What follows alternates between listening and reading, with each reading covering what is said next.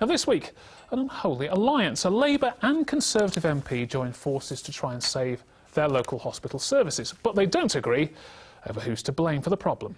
With me to discuss the NHS, the Copeland by-election and that Brexit vote in Parliament are my guests, the Labour MP for Houghton and Sunderland South, Bridget Phillipson, and the Conservative MP for Hexham, Guy Opperman. Welcome to you both. Well, let's kick off with Donald Trump. And there have been protests across the North East this week over the President's ban, temporary at least, on refugees and people arriving from 7 countries. And 150 MPs think the President should be barred from addressing Parliament when he arrives here on his planned state visit. Bridget Phillipson, I didn't see your name on that Commons motion asking for the President to be barred from Parliament. What's your stance on it? Look, I find Donald Trump's politics pretty offensive, and I think what he's done in the last few weeks are abhorrent. But we don't always get to choose who we work with, and the American people have chosen to elect Donald Trump as their president. So I'm sure that should the visit go ahead, that British people will make their views known in our usual traditions. He can address Parliament, that's fine with you? Well, that's not a matter for MPs to decide. I can't say I'll be dashing along to listen to him, but you know, these are matters that are in the hands of the government and in fact, you know, rest ultimately with the Queen. Guy Opperman, is President Trump a man deserving of that honour? Well, I think I agree with Bridget. You know, the American people elected him. We always invite every US president to come and make these presentations. Only 3 have been, though, in a century. That's their decision whether they wish to do so. But my point is this.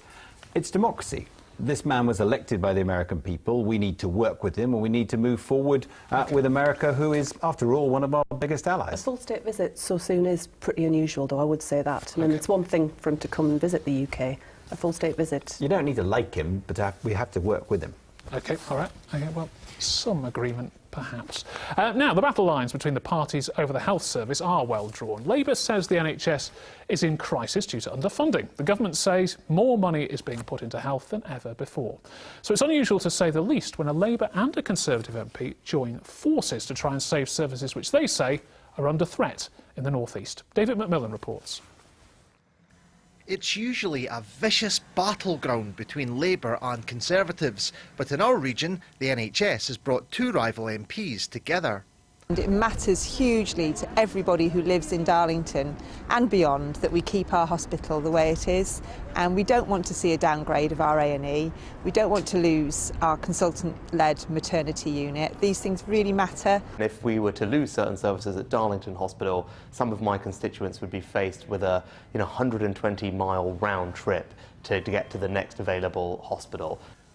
North Tees in Stockton faces the same threat, while James Cook in Middlesbrough would be enhanced, providing round-the-clock specialist care. The Tees County Durham and North Yorkshire NHS area is projected to be £281 million over budget by 2021, but clinicians say the proposals aren't about cutting costs.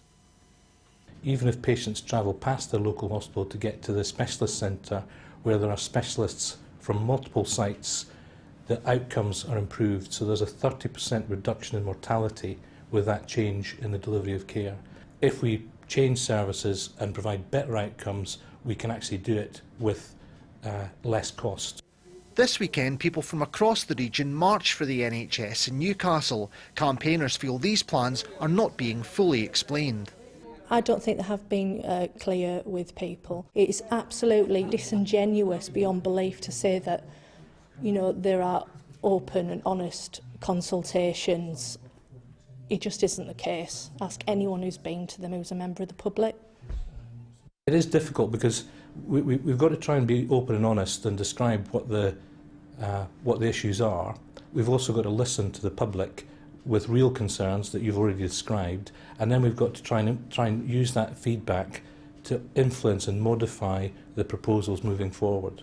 So the clinicians who drew up these hospital plans insist they are about improving care, but a near £300 million black hole looms over the proposals. So who is to blame for that? We know it's underfunded, we know it's been mismanaged, we know the government wasted £3 billion reorganising the NHS in the last Parliament that wasn't needed, hasn't worked, hasn't given any single benefit whatsoever to patients. We've seen now there's 10,000 more doctors, 10,000 more nurses in the NHS than there were 5 years ago. So this is not just about money, this is about the design of services in the local area. So, even when Labour and Conservative MPs can find a common cause in the NHS locally, cross-party harmony on the issue is never likely to last for long.